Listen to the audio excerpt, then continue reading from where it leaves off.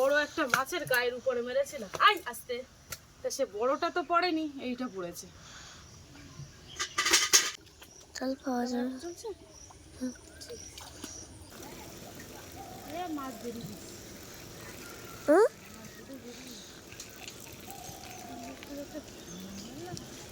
মাছ চলে গেছে।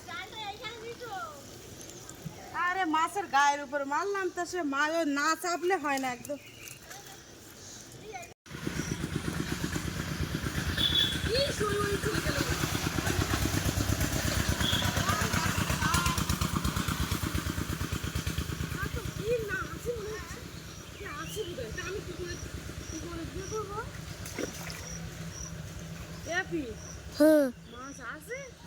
তাহলে আমার নাম তো দাঁড়া।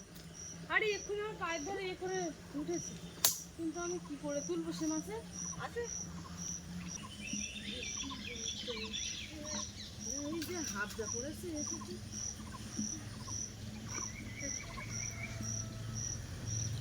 মাছ খাওয়ান দিয়ে কাটে ওই জল কাটতে পড়েছে পড়েছে। না না অন্য একটা মাছ পড়েছে। না না বললাম ওই যাই, তাহলে পাওয়া যাবে। শালা মাথাটা পাগল হয়ে গেছে, এখানে সেখানে ঘুরিয়েছি। তুমি ওই কারণ দিয়ে চলে যাও, আমি কিনবো।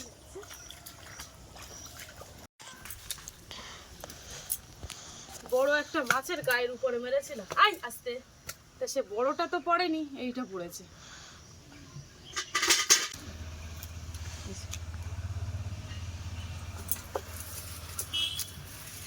অনেকটা একটা বড় মাছ ছিল, 2 কেজি 2.5 কেজি মতো একটা মাছ ছিল, কিন্তু সে মাছটা পড়লো না গো।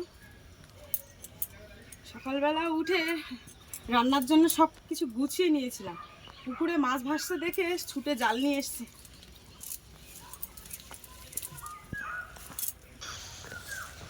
জালটা মেলে দিই।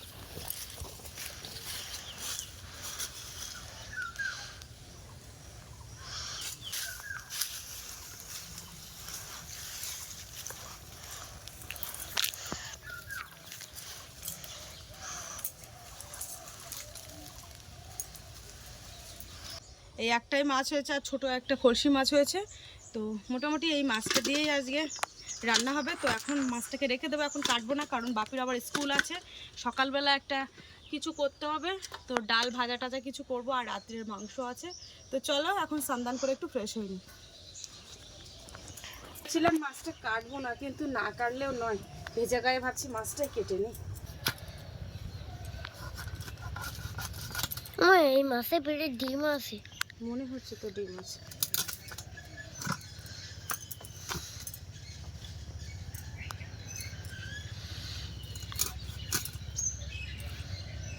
ডিম আছে, ডিম।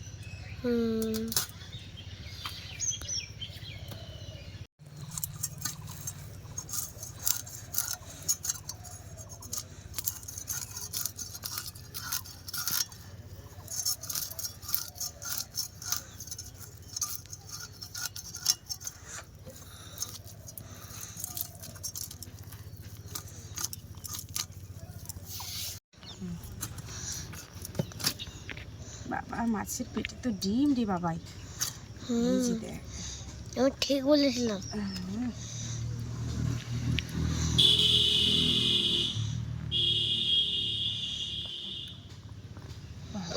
কত বড় বড় ডিম, এই যে একটা, 2 সাইড থেকে 2টো থলি, ডিমের থলি বেরোচ্ছে। বাবা ডিমের জন্যই তো মাছটা একদম, কথা যখন বলবো তখন মুখের দিকে। হ্যাঁ এই হচ্ছে মাছের পটকা। কে খাবে বাপি এটা? তা আমি খাবো। তাই তুমি খুব পটকা পছন্দ করো?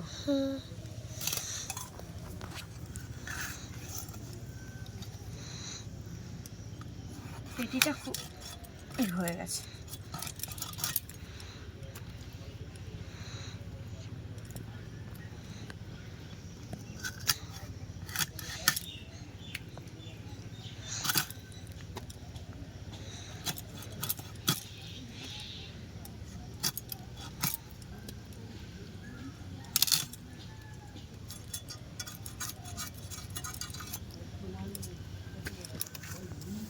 তো বন্ধুরা স্নান করে রেডি হয়ে রান্নাঘরে ঢুকে পড়েছি। আর এদিকে কিন্তু মানে ভেজা গায়ে কিন্তু আমি উনানটা জাল দিয়ে কিন্তু চলে গেছিলাম স্নান করতে। তার মাঝখানে ছাগলও বেঁধেছি, অনেক কাজকর্ম করেছি। তো চলো কি রান্না করছি তোমাদেরকে একটু দেখাই। এখানে এই যে ভাত দিয়েছি আর ওই সাইডটা ডাল বসিয়েছি। আর এই যে মাছ কেটে ধুয়ে খুব সুন্দর করে নিয়ে এসেছি, দেখো ডিম হয়েছে কতটা। এখানে আলু আর পটল নিয়েছি। আজকে আলু পটল দিয়ে মাছ রান্না হবে।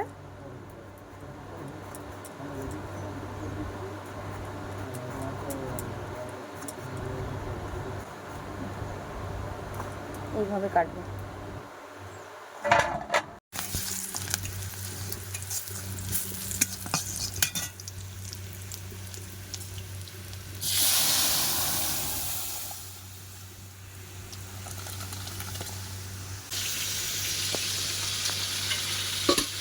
ভাত হয়ে গেছে, এখন মাছ ভাজা হচ্ছে। আর তোমরা হয়তো ভাবছো যে পেছনে এত কাঠের ঝাঁপ কেন? বর্ষার জন্য এই কাঠগুলো তুলে রেখেছি, কারণ বাইরে রাখলে তো ভিজে যাবে, ওই জন্য রান্নাঘরের মধ্যে রেখে দিয়েছি।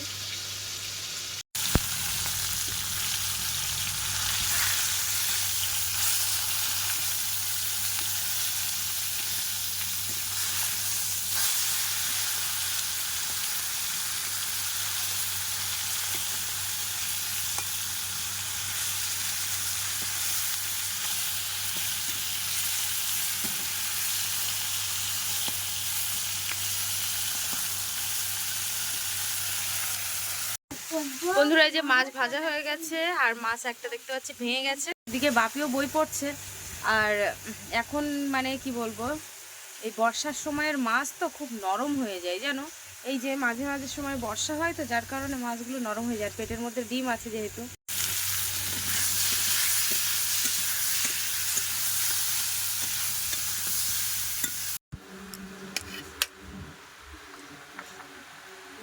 বাপি তো স্কুলে যাবে, ওই জন্য ওর ভাতটা আগে বেড়ে রাখি, ঠান্ডা হয়ে যাক। আর এই যে রাত্রের বাসি মাংস রয়েছে, এই মাংসটাকে একটু গরম করব এখন। এই যে এদিকে তরকারি ফুটছে, মানে মাছগুলো দিয়ে দেবো। মাছগুলো দিয়ে একটু ঢেকে দেবো। এই যে কিন্তু রান্না রেডি হয়ে গেছে।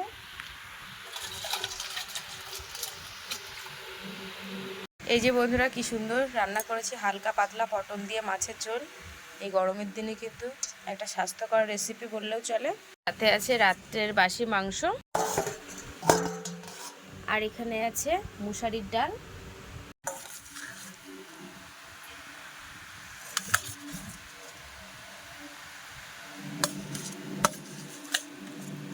রাত্রের আলুগুলো বেশি রয়েছে, আর আলু আমার খাওয়া হয়নি তো।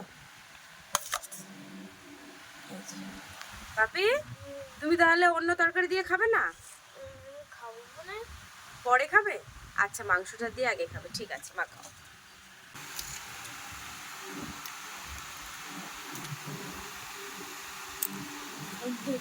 হেভি হয়েছে। সেই সকালবেলা রান্নাঘরে ঢুকেছি আর এখনো পর্যন্ত বার হয়নি। এখন 9:30 বাজে। ওকে ভাত দিয়েছি, এবার খেয়ে স্নান করে তারপরে খাওয়া তো হয়ে যাচ্ছে। স্নান করে তারপরে স্কুলের ড্রেসপত্র পরে তারপরে স্কুলে ওকে দিয়ে আসবো, তারপরে আমি খেতে বসবো। তো চলো আজকে ভিডিওর পর্বটা এই পর্যন্ত। আর সকাল থেকে 10:30 পর্যন্ত আমি কি করলাম সেটা তোমাদের সাথে আজকে শেয়ার করলাম। আর আজকে ভিডিওটা তোমাদেরকে কেমন লাগলো কমেন্টে জানাবে। ভিডিওটা ভালো লাগলে লাইক কমেন্ট শেয়ার করো। আর চ্যানেলে নতুন হয়ে থাকলে অবশ্যই চ্যানেলটিকে সাবস্ক্রাইব করে সবাই পাশে থাকো। আজকের মতো টাটা, দেখা হচ্ছে পরবর্তী ভিডিওতে। ততক্ষণে তোমরা ভালো থাকবে, সুস্থ থাকবে।